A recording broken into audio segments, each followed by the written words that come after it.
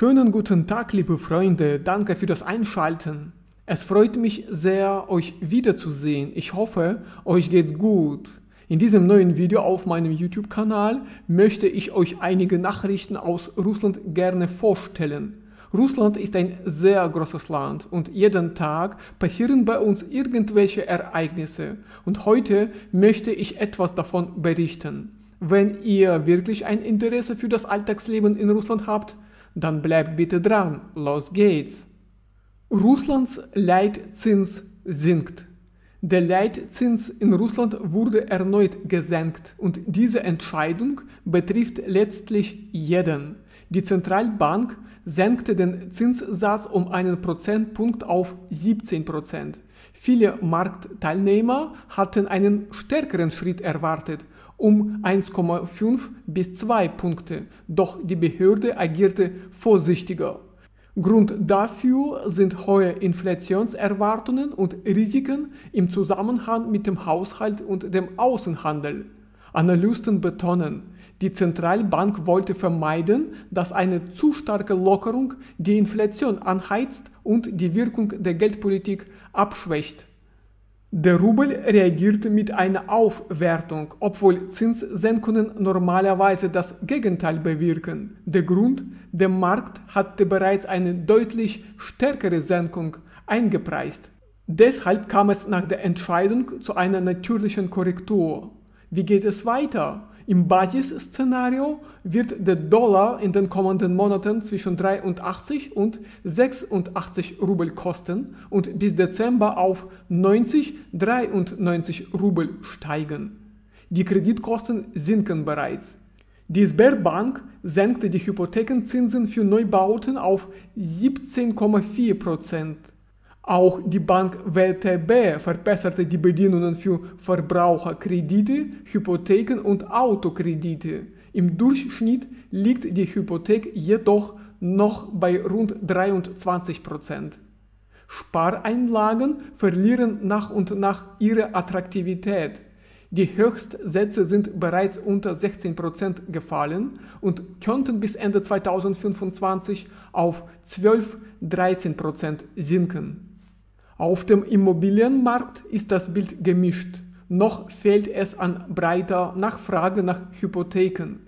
Die Zinsen sind weiterhin hoch, doch vermögende Anleger beginnen, ihr Kapital verstärkt in Immobilien zu lenken.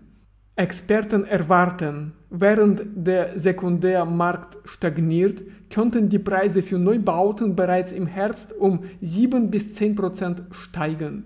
Für eine echte Belebung des Marktes müsste der Leitzins auf 10–12% fallen. Laut Analysten ist das frühestens Mitte 2026 realistisch. Fazit: Die Ära der Superzinsen auf Einlagen geht zu Ende. Kredite werden schrittweise günstiger und der Immobilienmarkt könnte erst mit weiteren Zinssenkungen richtig aufblühen. Rat zum Schutz der Ehre und Würde von Lehrern.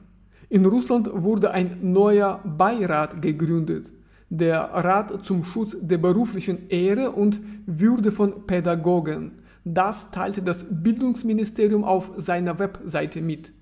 Wie das Ministerium erklärt, soll der Rat Streitfälle prüfen, die zuvor an regionale Kommissionen herangetragen wurden, und Empfehlungen zum Schutz der Lehrer erarbeiten. Seine Aufgabe ist es, die Achtung vor der Arbeit der Pädagogen zu stärken und ihre Rechte zu sichern. Alle Beschlüsse des Rates haben allerdings nur empfehlenden Charakter. Zuvor hat der Bildungsminister Sergei Kravtsov erklärt, dass das Ministerium eine Anhebung der Lehrergehälter im ganzen Land in Betracht zieht. Die Bezahlung der Pädagogen müsse seiner Ansicht nach transparent und nachvollziehbar sein. Wissenschaftler gegen Verwandtenehen.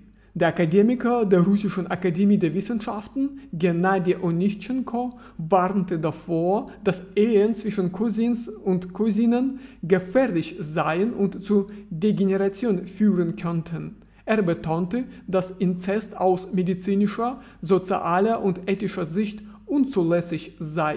Solche Verbindungen, so Onischenko, wirkten sich negativ auf den Genpool und die Gesundheit der gesamten Bevölkerung aus. Aus diesem Grund gäbe es in den meisten Gesellschaften und Staaten strenge Verbote solcher Ehen. Schon lange vor der Entstehung moderner staatlicher Institutionen galten sie, sowohl aus medizinischen als auch aus moralischen Gründen, als untersagt. Zur Erinnerung: Am 15. September wurde bekannt, dass der Staatsduma-Abgeordnete Vitali Milonov vorgeschlagen hat, Ehen zwischen Cousins und Cousinen in Russland offiziell zu verbieten. Er ist überzeugt, dass solche Verbindungen gefährlich sind und bei Kindern zu Krankheiten und Mutationen führen können. Russland lehnt abruptes Alkoholverbot ab. In Russland wird erneut über die Einführung eines Alkoholverbots diskutiert. Anlass war ein Vorschlag, der am 11. September in die Regierung eingebracht wurde, während der laufenden Militäroperation den Verkauf von Alkohol einzuschränken. Doch Andrei Golovin, Generaldirektor des Verbandes zur Förderung der Nüchternheit, äußerte scharfe Kritik. In einem Interview bezeichnete er die Initiative als Provokation und sogar als Sabotage. Seiner Meinung nach könnte ein abruptes Verbot schwerwiegende Folgen haben. Ein großer Teil der Bevölkerung ist vom Alkohol abhängig. Stellen Sie sich vor, man würde ihnen von heute auf morgen verbieten, Brot oder Milch zu kaufen. Welche Reaktion wäre zu erwarten? So Golovin. Stattdessen schlug er vor, den Verkauf von Alkohol schrittweise einzuschränken, Aufklärungsarbeit zu leisten und einen gesunden Lebensstil zu fördern. Russland baut ein Drohnenimperium auf. Die Entwicklung unbemannter Fluggeräte in Russland hat ein neues Niveau erreicht. Laut der New York Times baut das Land ein wahres Drohnenimperium auf. Die Zeitung schreibt, dass die russische Regierung auf höchster Ebene die Produktion von Drohnen zu einer der nationalen Prioritäten erklärt hat. Dafür wurden enorme Ressourcen mobilisiert, sowohl staatliche als auch private. Laut dem Bericht hat Russland in der Herstellung von Drohnen eine regelrechte Revolution vollzogen.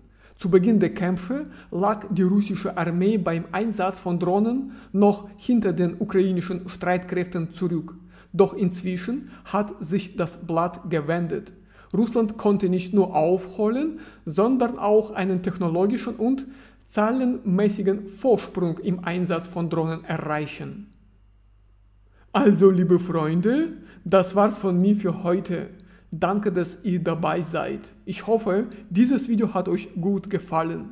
Auf jeden Fall wünsche ich euch alles Gute im Alltag und wir sehen uns bald in meinen neuen Videos wieder.